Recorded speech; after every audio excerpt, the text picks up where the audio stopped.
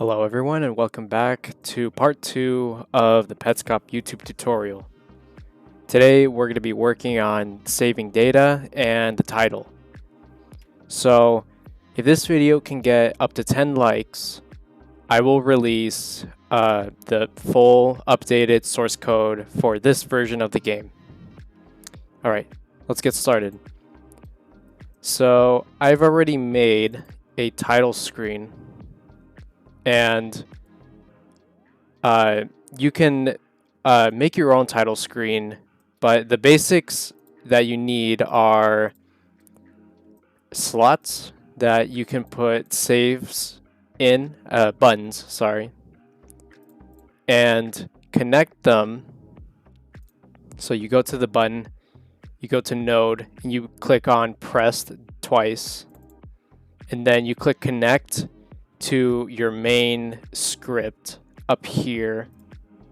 And in your main script, define a save number for an auto load that we're going to make, and we'll have numbers between 1 through 4 to have multiple save slots. Be sure to also have your saves hidden first and then show your press start button and your exit button. You can copy the code here.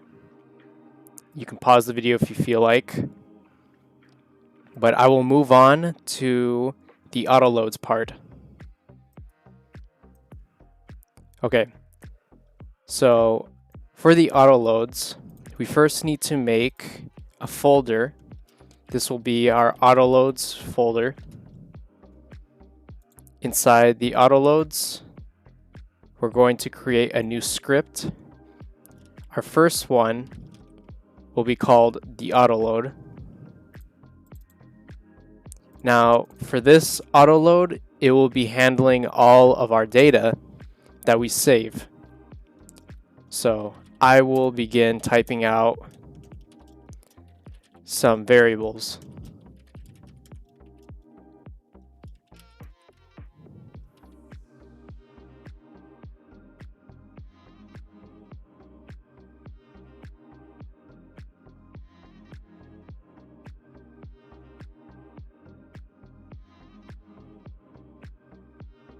Okay, so what I'm doing here is defining bin files for save data. This data will be parsed through a second auto load that we'll be making later.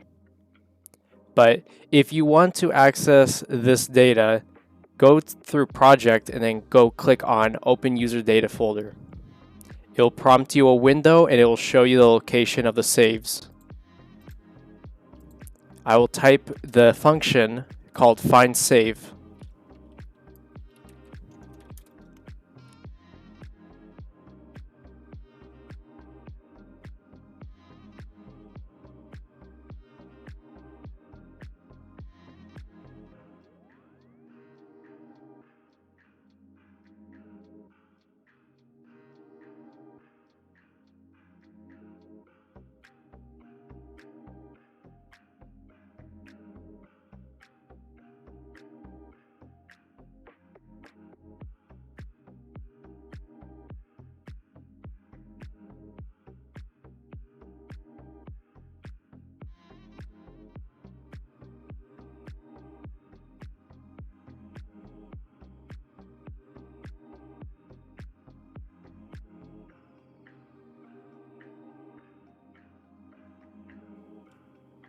Okay, so you can skip a little to the next function if you don't feel like understanding this, but what I'm essentially doing is checking what type of number it is for each parameter, and I am checking what number it is so I can associate it with the variable that is contained through for a save file. And it reads only from that data depending on if you choose that number, and it will not open other files by mistake. In other words, you will be able to have multiple saves that are completely isolated.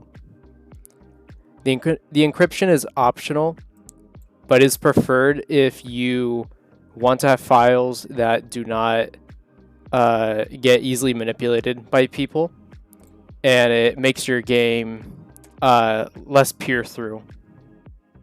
I will make the next function. It'll be called func save game.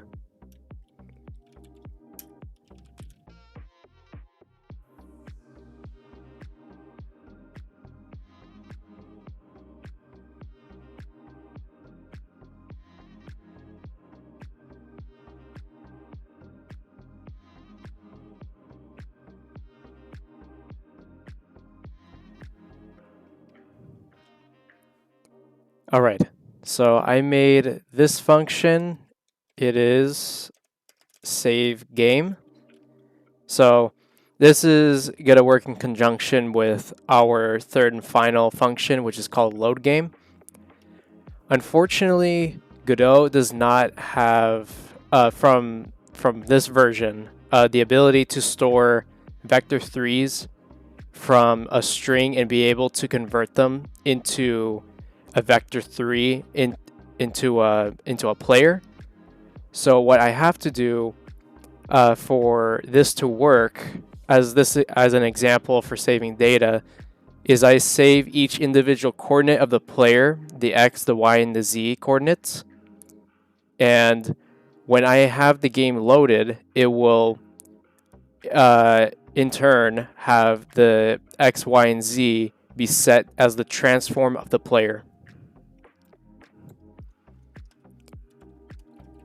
Now we will make our third and final function.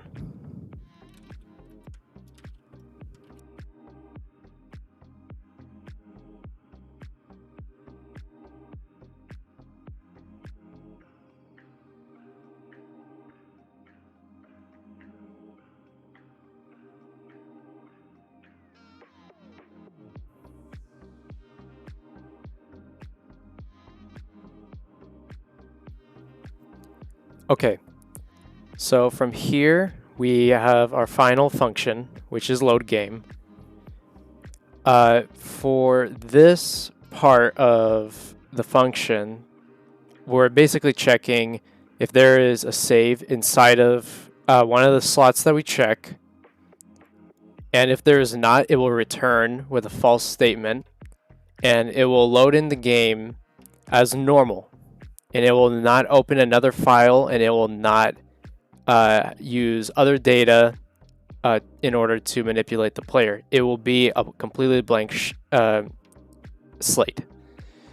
Now, if that's not the case, then it will check the lines of the data that's been selected, and it will set it to a game autoload. This is the autoload game, which will be like our application of data.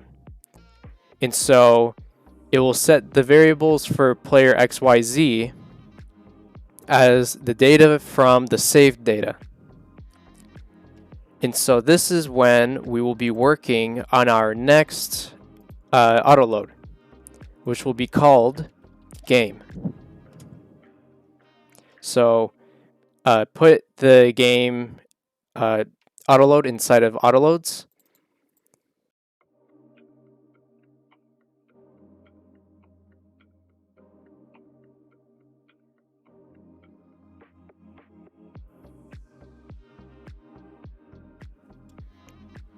And here we go. We have our script, or aka our autoload, which will be game, and it will store all of the data. This Boolean is not added into the autoload here. However, you can add it. And if you want to do that, all you have to do is type, say, first launch, and then game dot first launch. And you can go into here, have game.firstLaunch be equal to current line of your first launch. I have not tested if the order matters, but I highly recommend that you do put it in order. Otherwise, it could cause corruption and it may accidentally mix the data. However, I will not be adding this first launch parameter until later. And now we will move on to establishing our autoloads. So you go to project settings. From general, you go to autoload.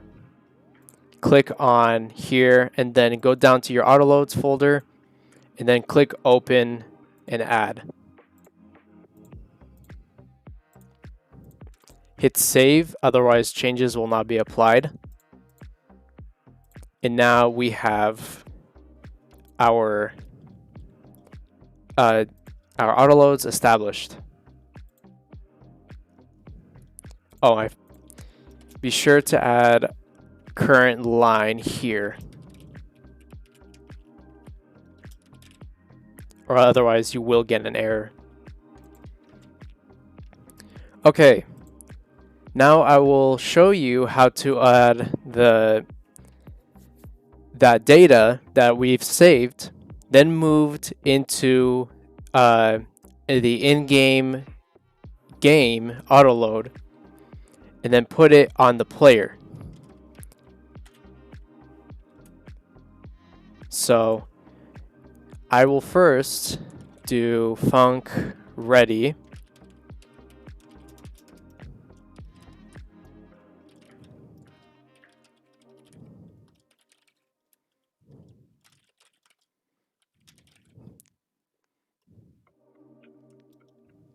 Oh, and I forgot to add our first variable, player position.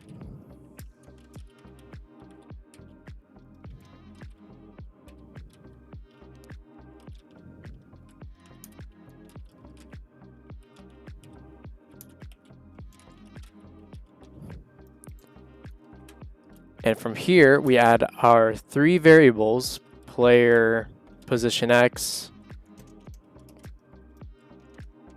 Y, and Z.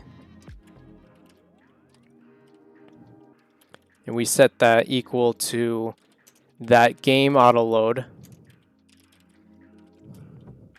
which will have all of our data.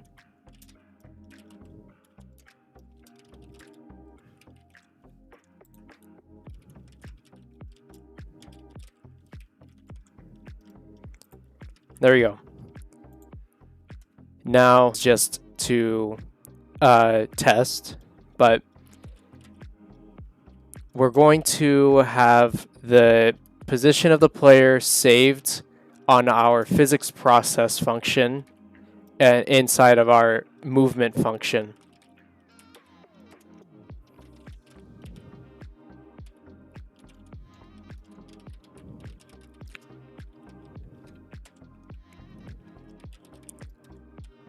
If you do want to save the position, say if the player leaves, or if you have an accidental like crash that you want to prevent any loss of data, then what you can do is have a timer set and connect it to a function that has the position of the player saved every 20 seconds or 10 seconds.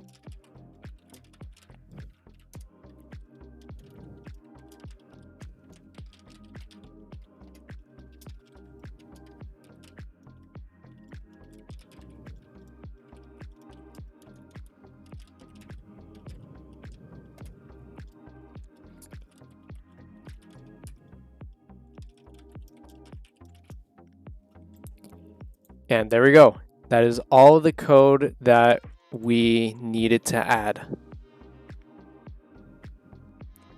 So once we've done that, we can go onto project and we can click on this folder and choose our title screen as our main scene that we're going to run. That is all for this video.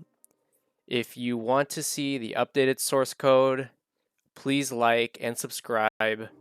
Hit 10 likes to reach the goal for updated data on the GitHub NPC.